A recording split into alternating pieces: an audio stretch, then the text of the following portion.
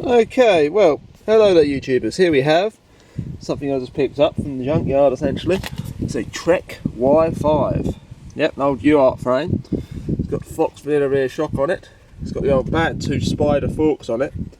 Have about the same structural integrity as a Spider's leg, more than likely. Good back in the day, but old school elastomer design, I think. Unfortunately, she's super duped. Rear end of the frame is kind of, how you doing? Dual rear derailleur. Kind of bent dual rear derailleur. It's got crusty headset on it. It's got Avid single digit 5s on it.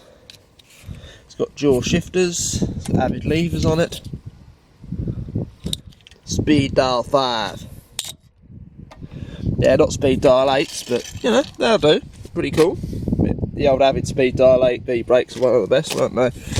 I mean, unfortunately the rear end of the frame's stuffed, but I think the front end's okay. Don't know if I'd want to... There's no UART, so these are pretty bouncy. The problem with the UART was, if you were standing up, the rear suspension didn't really do anything. If you were sitting down, it would bounce like a mofo, so, you know, that's just the way it was. You know, so you're standing up, essentially all the rear end is on the rear swing arm, so all the bottom bracket is on the rear swing arm.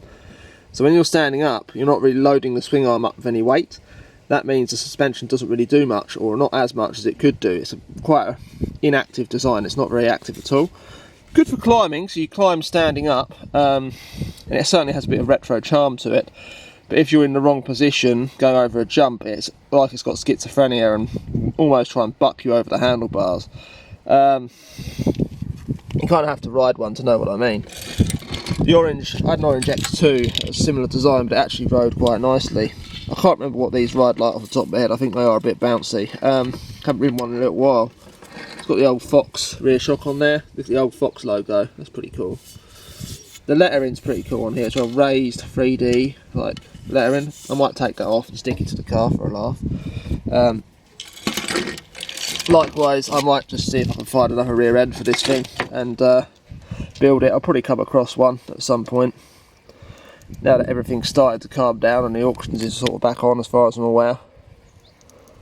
Let's see if this pulls off. Oh no, it's kind of like that heat. I don't know, hard to describe, but it's like spongy, so it's sort of air in the middle of it.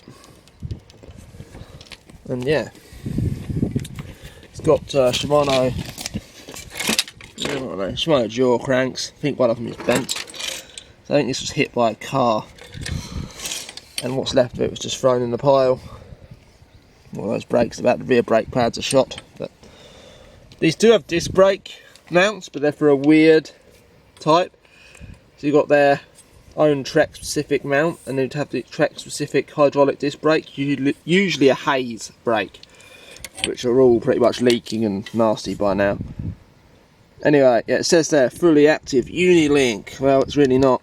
There's nothing fully active about that. It's a UART, Unified Rear Triangle, so... Yeah, that concludes this video on the Trek Y5. Thank you for watching.